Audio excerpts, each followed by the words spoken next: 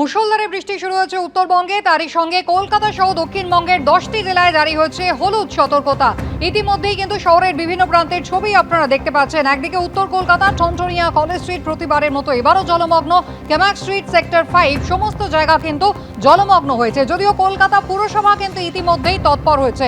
এখন অ্যাডমিনিস্ট্রেটর রয়েছে, প্রশাসক রয়েছেন কলকাতা পুরসভায়, আপনারা জানেন স্মিতা পান্ডে, এবং ইতিমধ্যেই কিন্তু কন্ট্রোল রুম খোলা হয়েছে, মনিটরিং এর বন্দোবস্ত রয়েছে।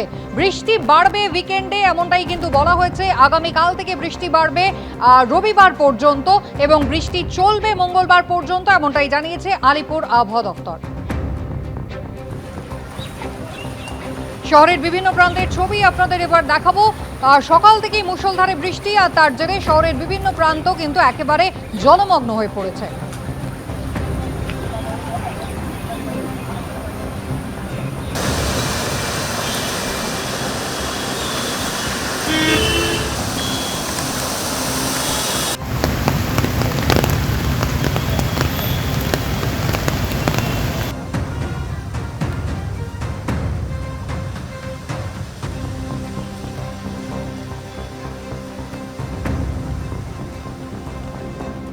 কলকাতা সহ দক্ষিণবঙ্গে চলছে দফায় দফায় বৃষ্টি। এই মুহূর্তে আপনাদের সামনে তুলে ধরবো আরজিকর মেডিকেল কলেজ ও হাসপাতালের ছবি। একেবারে জলমগ্ন আরজিকর মেডিকেল কলেজ ও হাসপাতাল। জলের মধ্য দিয়ে স্ট্রেচারে একটি ব্লক থেকে অন্য ব্লকে নিয়ে যাওয়া হচ্ছে রোগীকে।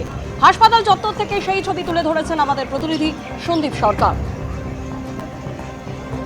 ভয়াবহ বৃষ্টির জেরে এই মুহূর্তে জলমগ্ন কলকাতার একাধিক সরকারি হাসপাতাল। আরজিকর মেডিকেল কলেজ হাসপাতালের বড় অংশ জুড়ে এই রকমই জল থই থই অবস্থা। এমনই শোচনীয় পরিস্থিতি যে রোগীর পরিবারের লোকজন তারা এই জলের মধ্যে দিয়ে এক হাতে স্ট্রেচার, আরেক হাতে অক্সিজেন সিলিন্ডার টানতে টানতে রোগীকে নিয়ে যেতে বাধ্য হচ্ছেন। আর বৃষ্টি থেকে বাঁচার জন্য ভরসা বলতে আমরা দেখতে পাচ্ছি যে অ্যাপ্রন, প্লাস্টিক এবং গামছা চাপা দিয়ে এইভাবেই এক বিল্ডিং থেকে আরেক বিল্ডিংয়ে রোগীদের নিয়ে যেতে বাধ্য হচ্ছেন পরিবারের লোকজন। গোটা হাসপাতাল জুড়ে একেবারে জল থই থই অবস্থা। আরজিকর মেডিকেল কলেজ হাসপাতালের যে জরুরি বিভাগ রয়েছে সেখান থেকে রোগীদের এইভাবেই টানতে টানতে নিয়ে যাচ্ছেন। আপনার রোগী কোন ওয়ার্ডে ছিল? আমি তো স্টাফ আছি, আমি তো নিয়ে যাচ্ছি, পেশেন্টকে ট্রান্সফার হয়েছে, এরা বললো কি নিয়ে যেতে, এইভাবেই যেতে হচ্ছে। সিকুতে নিয়ে যাচ্ছে, আমরা বললো, আমি বললাম দাঁড়িয়ে যাও, একটু বৃষ্টি ছুটবে তারপরে যাবে। কোথায় ছিল? 3 নম্বরে 2 নম্বরে ওটি হয়েছে। আমরা দেখতে পাচ্ছি যে অস্ত্রোপচার হওয়া রোগীকে এইভাবেই কিন্তু এক হাতে অক্সিজেন সিলিন্ডার, আরেক হাতে স্ট্রেচার ঠেলতে ঠেলতে রোগীর পরিবারের লোকজন এক ওয়ার্ড থেকে আরেক ওয়ার্ডে যাচ্ছেন। আমরা দেখতে পাচ্ছি যে গোটা হাসপাতালটাই কিন্তু এই রকম জলমগ্ন অবস্থায় রয়েছে।